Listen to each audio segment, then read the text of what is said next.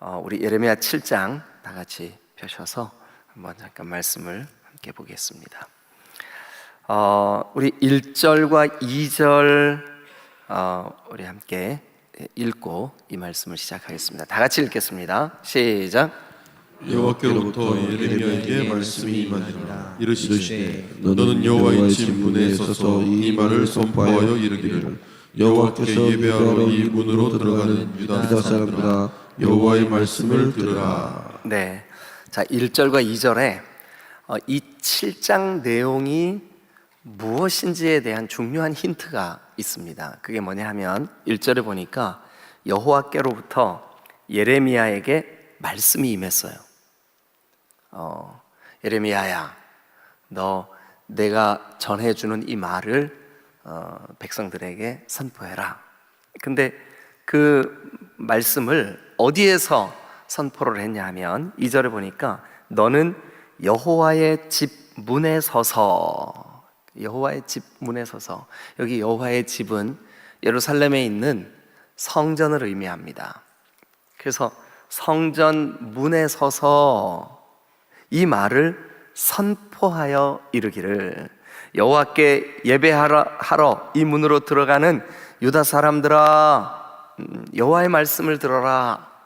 그래서 이 7장 내용을 이 구약 성경을 연구하는 그 신학자들이나 혹은 또 이 본문으로 설교하는 많은 목사님들이 그 성전 설교, 예레미야의 성전 설교다. 이래서 제목을 Temple Sermon이라고 이렇게 제목을 붙입니다. 그래서 오늘 우리가 함께 나누는 내용은 성전 설교예요. 성전 설교. 그런데 안타깝지만 이 설교의 내용이 좀 아픕니다. 채찍 같습니다. 왜 그러냐 하면 그 이스라엘 백성들, 그러니까 특별히 지금 북이스라엘은 망했고 남유다를 의미합니다. 이 남유다가 예레미야 선지자가 하나님께 처음 부름을 받았을 때 그가 하나님이 선지자로 또 주의 종으로 말씀을 설교하는 설교자로 불러주셨을 때 그때 왕이 누구냐 하면 요시야였습니다. 요시야. 그런데 이 요시야 왕은 8살의 왕이 되어서 아무것도 모르는 나이에 왕 위에 오릅니다. 그래 올라서 철없이 거의 한 16살까지는 그렇게 지나갑니다. 그러면서 이제 조금씩 철이 들고 그 본격적으로 그의 나이가 한 26쯤 되었을 때 성전을 아주 크게 대청소를 할 마음을 갖습니다. 그래서 성전을 수리하고 리모델링하고 아주 그 완전하게 그 대청소를 하는데 그 성전 어딘가에서 저 선반 위 혹은 어떤 작은 방 이런 데서 여호와의 율법책을 발견합니다. 그런데 그 율법책이 아마 많은 사람들이 추정하기를 신명기가 아니었을까 이렇게 생각을 합니다. 왜 그러냐 하면 그 요시야 왕이 서기관에게 그 책을 자기 귀에 좀 읽어달라고 부탁을 합니다. 그래서 그 책을 왕의 옆에서 읽어주는데 그 읽어주는 성경책의 내용에 비추어 보니까 우리나라가 자기 자신이 하나님으로부터 너무 많이 멀어져 있는 겁니다. 하나님의 말씀, 하나님의 기준, 하나님의 법도, 하나님의 언약, 이 말씀과 상관없는 너무나 많은 그 여러 가지 그 잘못된 행위들, 또 하나님 보시기에 합당치 못한 많은 일들이 있었습니다. 그래서 이 요시야 왕이 그 말씀을 듣는데 가슴이 너무 아픈 거예요. 우리가 이 말씀의 기준과 너무 멀어져 있구나. 이게 우리가 하는 이 종교 행위들, 또 이런 어떤 율법적인 신앙, 이 율법적이라 그래서 어제 그 저녁 때 우리 그 베프티스트 라이저 베프티스트 할 때 우리 그 강사 목사님이 율법주의 신앙에 대해서 잠깐 말씀을 해주셨는데 시간이 짧아서 설명이 더 길게 나가지 못하는 것이 조금 아쉬움이 있었어요, 제 마음에. 사실 갈라디아서는 하나님께서 주신 이 모세에 의하여 기록한 10계명을 중심으로 한 5권의 성경, 모세 5경. 그런데 여러분, 그 이스라엘 백성들은 그 말씀을 잘 지키려고 애를 썼어요. 그런데 자, 우리 성경을 한 곳 펴겠습니다. 어디를 펴시냐 하면 에스겔을 한번 펴보세요.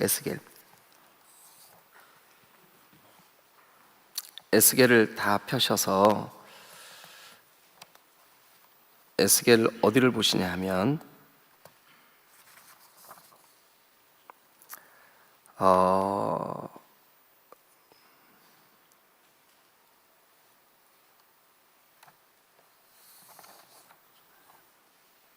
8장을 한번 다 펴시겠습니다. 에스겔 8장.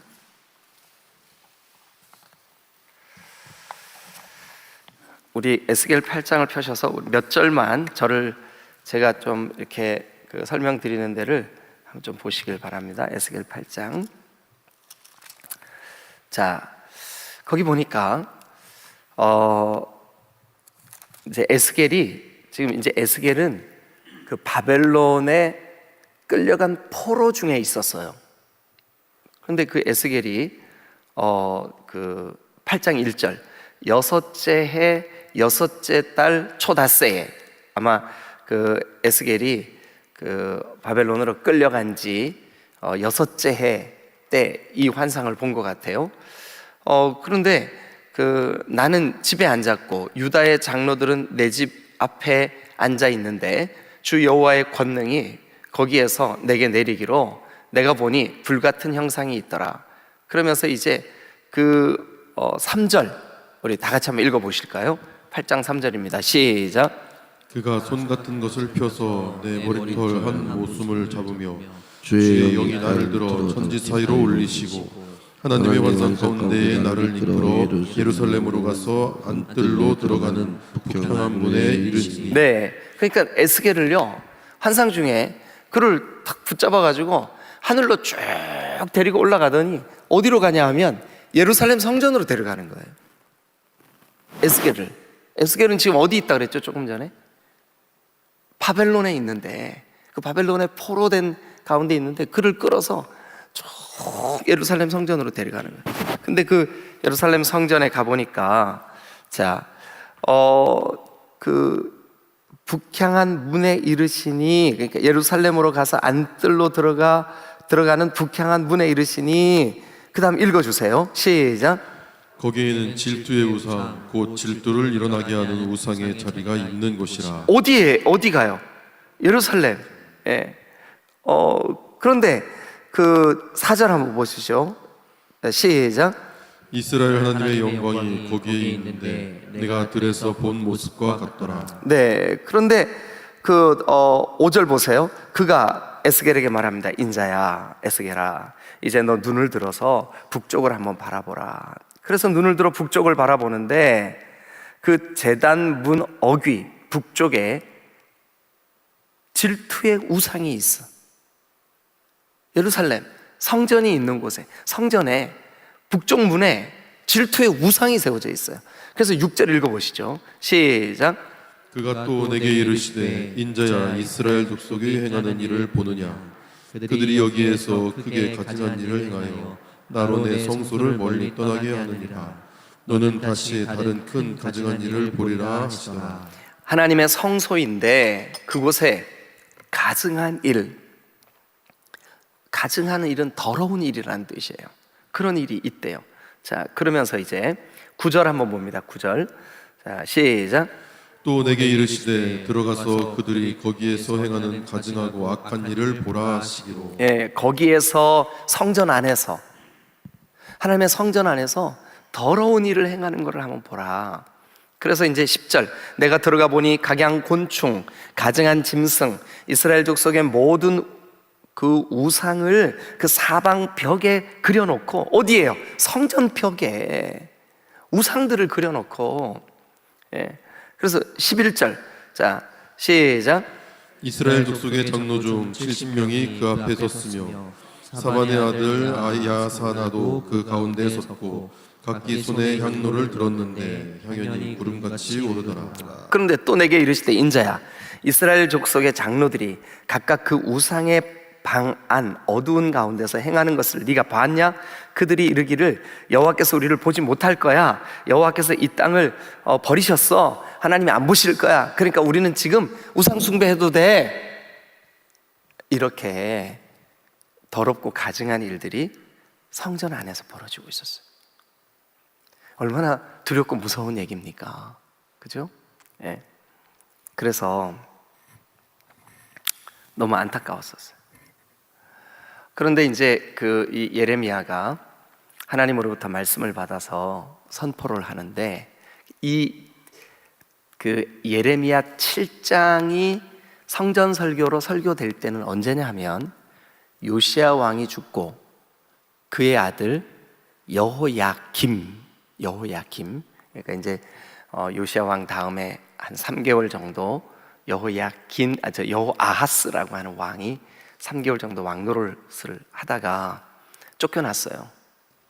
그래가지고 여호야김 왕이 됐는데, 이 여호야김은 11년 동안 예루살렘에서 남유다를 통치하는데, 이 사람 때문에 남유다가 요시야 왕이 개혁을 일으키기 전과 똑같이 우상 숭배에 빠져요. 그때 설교를 하는 거예요. 그 내용이 예레미야 7장이에요. 자, 예레미야 7장으로 다시 한번 돌아가 보죠. 하나님께서 너무 안타깝고 가슴이 아프셔서 지금 이 예레미야에게 너 가서 설교해라. 그런데 그 설교의 내용이 뭐냐 하면 3절 같이 한번 읽어보겠습니다. 3절, 자 시작. 만군의 여호와 이스라엘 하나님께서 이와 같이 말씀하시되 너희 길과 행위를 바르게 하라. 그리하면 내가 너희로 이곳에 살게 하리라. 너희 집과 행위를 바르게 해라. 지금 너희가 하는 행위와 너희 집이 바르지 않아. 예. 그러면서 이제 4절 같이 한번 읽겠습니다. 뭐가 바르지 않다라고 하는 거냐 하면 이거예요. 자 4절 시작. 너희는 이것이 여호와의 성전이라 여호와의 성전이라 여호와의 성전이라 하는 거짓말을 믿지 말라. 자 여러분, 이제 한번 고개를 들어보세요. 이거 정말 중요한데 여러분들이 오해하기 아주 쉬운 말씀이기 때문에 그래요. 자, 잘 들어보세요. 여러분, 이제 어떤 그 사랑하는 남녀가 이제 결혼을 했어요. 그래가지고 그 신혼에 너무 이렇게 달콤한 그런 시간을 보내고 있었어요. 그런데 어느 날부턴가 이 남편이 그 아내를 입으로는 사랑해 하는데 이 아내가 진정성이 안 느껴지는 거예요. 이 마음에 저 사람이 나를 입술로는 사랑해 하는데 그 진실됨이 안 느껴지는 거예요. 그렇다고 이제 그 아내 입장에서 볼 때 뭐 남편이 특별히 뭔가를 잘못하거나 이런 게 아니야. 뭐 예를 들면 퇴근하는 길에 이제 둘 다 그 맞벌이를 하는데 퇴근하는 길에 꼭 자기 회사를 들려서 자기를 태우고 집으로 데리고 와요. 그러니까 늘 자기를 태우러 온다고. 그래서 고맙죠. 예? 그런데 태우러 와서 자기를 태우고 가는데 그 태우러 오는 것도 어떨 때는 조금 기분이 나빠. 이 아내 입장에서 뭐라고 꼭 꼬집어서 그것 때문에 나 기분 나빠 이거는 아닌데, 뭐 예를 들면 태우러 와가지고 계속 회사의 어떤 다른 여직원하고 통화를 하고 있는 거예요. 그러면서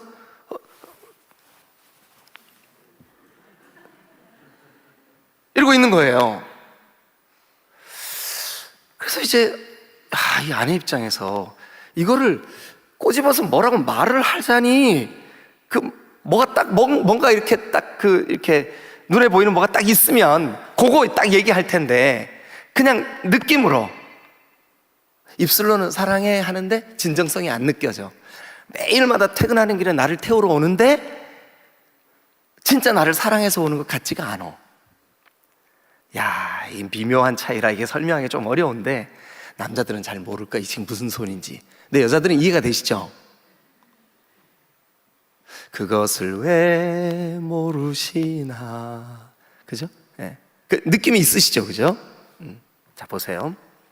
이스라엘 백성들이 그 중심에 하나님을 사랑하는 마음이 없이, 우리는 성전이 예루살렘에 있으니까 결코 망하는 일이 없을 거야.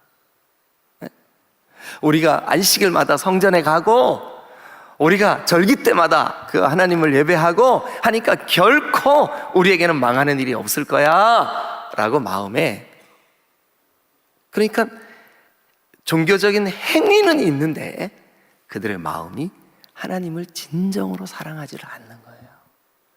자, 여러분들에게 좀 죄송한 얘기입니다. 여러분 새벽에 주님 앞에 달려 나오시는 거 정말 귀한 일이에요. 그리고 잘 하시는 일이에요. 새벽에 주님 앞에 달려 나와서 이 첫 아침을 주님께 내어드리며, 하나님, 이 하루가 온통 주님 겁니다. 그런데 이 새벽을 주님 앞에 드림으로 내가 오늘 하루 주님과 동행하기를 원합니다. 잘하는 일입니다. 그런데 새벽에 교회 나와서 말씀을 못 들어. 딴 생각을 하고 아니면 졸려서 그 졸음에 막 견디지를 못해. 그리고 마음으로는 내가 오늘 새벽 예배 갔으니까 하나님이 내 삶 책임지실 거야. 근데 주님 입장에서 볼 때는 기분이 꿀꿀해. 왜 그럴까요? 마음은 없는데 가서 앉아있는 그 자체로, 종교 행위로, 스스로,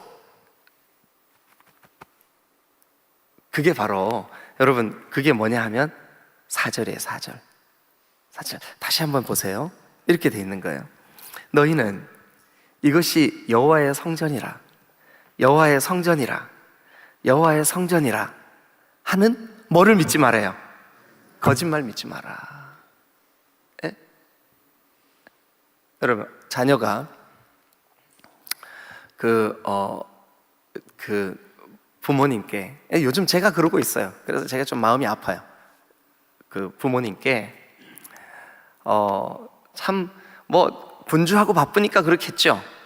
그래서 찾아뵐, 얼굴을 뵙고 얘기 나누고, 사실 부모님 입장에서는 용돈 몇 푼 드리는 것보다 아들 얼굴 보면서 같이 밥 한 끼 따뜻하게 나누어 먹고 얘기 나누고, 이게 훨씬 부모님에게는 그 효도하는 건데, 용돈 보내놓고 나는 다 했어, 나는 다 했어, 나는 다 했어 하는 거, 하나님께 우리가 그렇게 하고 있다고요.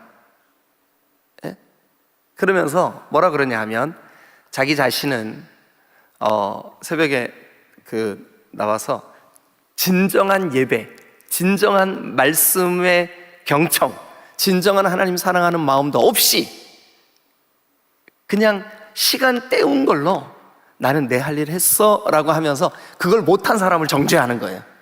정죄하는 거예요. 아니, 너 장로가 돼가지고 그렇게 해서는 되겠냐, 너 권사가 돼서 그렇게 해서는 되겠냐. 아니, 꼭 그렇게 손가락질하지 않는다 할지라도 마음으로 그렇게 판단하고 정죄하고 있는 거예요. 이게 무서운 영적인 죄라고요.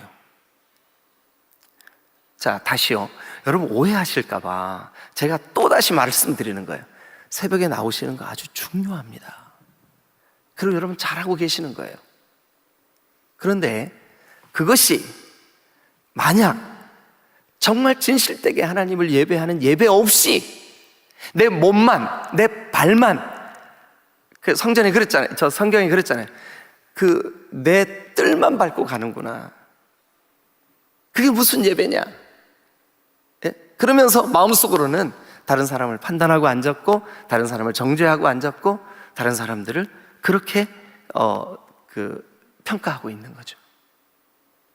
그런데 타락하는 시대, 타락하는 신앙의 특징이 뭐냐 하면 그거예요. 내가 한 그 종교의 행위로 마음의 위로를 삼는 거예요. 그게 바로 4절이에요. 4절. 그러니까 이 예레미야의 성전 설교의 중요한 메시지의 방향이 뭐냐 하면 이거예요. 뭐냐 하면 제발 그 형식적인 신앙 좀 내려놓고 진심으로 나를 사랑하면 안 되겠니? 이거예요. 형식적인 신앙 내려놓고 진심으로 나를 사랑하면 안 되겠는가? 종교적인 위선, 그리고 영적인 교만, 그거 내려놓고 그것 좀 포기하고.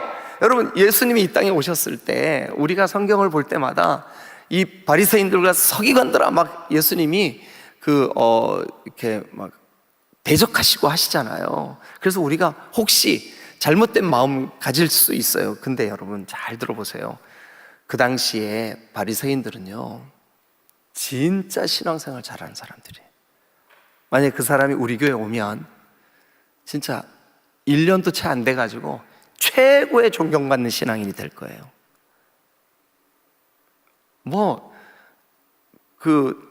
거의 퍼펙트해요. 퍼펙트. 네? 모든 예배 다 참석하고요. 11조요? 10의 2조, 10의 3조. 그래서 10의 1조는 하나님께, 또 10의 1조는 부모님께, 10의 1조는 또 그 구제하는 일에, 일주일 중에요, 막 이틀 정도 금식하면서 하나님 앞에 아주 간절히 기도해요. 그런데 예수님이 딱 보실 때 그들의 마음이 종교적인 행위로는 퍼펙트하지만 그들의 마음이 하나님과 멀어, 교만해. 그래서 예수님이 이 땅에 오셔서 그들을 보시면서 너무 안타까우신 거예요. 그런데 이 멸망해가는 유다 사람들의 신앙 특징이 뭐였었냐 하면, 우리에게는 성전이 있어, 그러니까 걱정하지 마. 지난 안식일에도 내가 예배당 갔다 왔는데 걱정하지 마. 그러면서 마음은 하나님으로부터 멀었어요. 에스겔이 본 환상에 보니까 뭐래요? 그들이 더러운 것을 성전 벽에 그려놓고, 그러니까 그 말은 다른 말로 뭐냐면 우리 마음의 벽에, 우리 마음의 성전에 다른 엉뚱한 그런 다른 거, 그런 거 올려놓고 그 몸만 예배당에 와 있다고 해서 스스로 위로하는 거예요. 나 오늘 예배 드렸으니까 하나님 책임지실 거야. 예배를 마치고 났는데 하나님의 말씀 들은 게 아무것도 없어. 그냥 졸다 온 거예요. 그건 하나님 보실 때 예배한 게 아니죠. 그래서 주님이 너무 안타까우시니까 3절 다시 보세요. 만군의 여호와 이스라엘의 하나님께서 이와 같이 말씀하시되 너희 집과 행위를 바르게 해라. 너 그 행위를 바르게 하라는 게 뭐냐 하면 종교 행위를 바르게 하라는 뜻이 아니에요. 그 뜻이 아니에요. 네 마음과 네 중심이 하나님을 좀 바라봐라. 예수 더 알기 원하네. 크고도 넓은 은혜와 대속해 주신 사랑을 간절히 알기 원하네. 이론으로는 예수님이 십자가를 지신 것도 알고 예수님의 그 보배로운 피 때문에 내가 대속함을 받은 것도 알고, 그런데 그 예수님이 지금 오늘 나를 통치해 주시는 왕이라는 사실을 경험하지 못해. 그걸 뭐라 그러냐면 오늘 여기 성경에 행위를 좀 바르게 해라. 행위를 바르게 해라. 여러분, 진심으로 예배하는 여러분 되시기를 주님의 이름으로 축원합니다. 진심으로. 사실은 우리 한국교회가 어쩌면 이 예레미야의 때에 유대인들이 믿고 있었던 그 신앙의 모습과 너무 닮아 있지 않나 하는 생각이 들 때가 한두 번이 아니에요. 그러니까 민감하게 성령께서 기뻐하시고 성령께서 원하는 일에 교회가 즉각적으로 순종하는 일보다는 어떤 자기들이 가지고 있는 기준, 자기들이 가지고 있는 그런 것 때문에 주님을 아는 일이 막혀 있을 수 있다고요. 그래서 그것을 우리는 위선, 율법주의라는 것은 저 구약의 모세가 기록한 오경을 지켜 행하는 사실 그거 얘기하는 게 아니에요. 장로들의 유전 얘기하는 거예요. 장로들의 유전이라는 것은 뭐냐 하면 그걸 잘 지키기 위해서 막 600개가 넘는 기준을 만들었어요. 갈라디아서는 그것과의 싸움이에요. 모세 오경과의 싸움이 아니에요. 모세 오경 지켜야죠, 우리가. 그거 우리가 도저히 그거 못 지키는 게 아니에요. 지킬 수 있는 법을 주신 거예요. 그런데 그걸 지키기 위해서 사람들의 기준을 만들었어요. 그게 600개가 넘어요. 근데 그 장로들의 유전을 지킴으로 나는 지금 신앙생활 잘하고 있어 라고 위로받는 그 율법주의, 아주 무서운 겁니다. 근데 그게 스물스물 한국교회 안에 들어와 있다고요. 근데 정작 우리가 못 깨달아. 진짜 주님이 원하시는 거, 너 좀 마음을 다해 나를 사랑해주면 안 되겠니? 아까 제가 예를 들었던 그 신혼부부, 그 아내의 마음이 뭐냐 하면 진정성을 좀 느낄 수 있도록 당신이 마음을 온통 나에게 좀 집중해주면 안 될까? 그럼 남편은 변명하죠. 내가 먹고 살아야 되고 내가 직장 생활해야 되고 내가 이것도 해야 되고 이것도 해야 되는데 어떻게 내가 전심으로 당신만 바라보고 살 수 있느냐? 그 아내가 그거 얘기하는 거 아니잖아요. 그죠? 그거 얘기하는 거 아니잖아. 직장 생활 못하게 하는 게 아니잖아요. 진짜 나를 좀 사랑해주면 안 되겠어? 이거잖아요. 근데 하나님이 오늘 우리를 향하여 그러고 계신다고요. 아니, 우리가 하나님 안 사랑한 적이 언젠데요? 우리 하나님 사랑하잖아요. 그런데 하나님은 그 진정성을 못 느끼시는 거예요. 왜냐하면 우리의 마음을 한꺼풀만 벗기고 들어가면 우리의 신앙의 목적이 물질적인 풍요, 그리고 질병을 이겨내는 거, 그리고 내가 기분 좋은 거, 내가 해피한 거, 내가 해피하려고 신앙생활해요. 하나님 그걸 아셔요. 너 하나님이 아닌, 내가 아닌 다른 것에 마음 뺏기고 있잖아. 진정성이 잘 안 느껴지잖아. 여러분, 우리 오늘과 내일, 제가 이 새벽 시간이 짧아서 더 길게 설명을 못 드리지만 요 예레미야 7장 1절부터 4절까지밖에 안 읽었는데도 여러분 마음에 이게 좀 와닿지 않으세요? 이스라엘 백성들이 여기 성전이 있잖아, 우리가 성전에 가고 있잖아, 그러니까 우리는 안전해. 아니요, 안전하지 않습니다. 불과 얼마지 않아 그들은 그 위선되고 거짓된 신앙, 그들이 중심으로 하나님을 사랑하지 않는 신앙으로 율법의 행위만 일삼는 그것을 더 이상 지켜보실 수가 없어서 남유다를 저 바벨론에 멸망시켜 버리십니다. 바벨론에 가서야 비로소 우리가 진짜 우리의 마음이 주님을 바라보아야 하고 주님께로 나아가야 하고 주님을 사랑해야 해야 하는데, 그게 아니라 의식만, 행위만, 외형적인 모습만 살아있었구나. 그리고 우리가 영적으로는 마음이 높아져서 교만해서 우리가 이것도 하고 저것도 하고 절기도 지키고 이것도 하고 저것도 했으니까 하나님 우리를 사랑하셔야지 왜 우리를 안 책임지십니까? 하나님 보실 때는 기가 막힌 거예요. 그게 아니잖아. 여러분, 저 여러분들이 이게 참, 이 선지서가요, 이게 책망하는 내용들이 많아서 우리 마음이 좀 무거워요. 그렇지만 귀 있는 자는 들어야 할 줄로 믿습니다. 오늘 우리가 이렇게 한번 질문해 보죠. 주님, 제가 종교 행위를 함으로 만족하는 것이 아니라 종교 행위, 그거를 여러분 하지 말라는 거 아니라고요. 근데 진심을 담아서 해야 된다는 거죠. 저와 여러분들이 이제 여러분 지금 이 새벽에 나올 정도면 제가 드리는 말씀에 대한 충분한 이해가 있으시라고 생각이 듭니다. 여러분, 우리가 성전 뜰만 밟는 사람들이 아니라 진심으로 하나님을 사랑하고 그 하나님을 사랑하는 그 마음 때문에 정말 주님 앞에 달려나오는 것이 어떤 규정, 율법, 해야 되니까가 아니라 진심으로 주님 사랑해서 가고 싶어서, 예배하고 싶어서 주님을 찬송하고 노래하고 주님을 사랑하고 주님께 달려나오는 여러분들의 신앙이 되시기를 주님의 이름으로 축원합니다. 할렐루야. 기도하시겠습니다.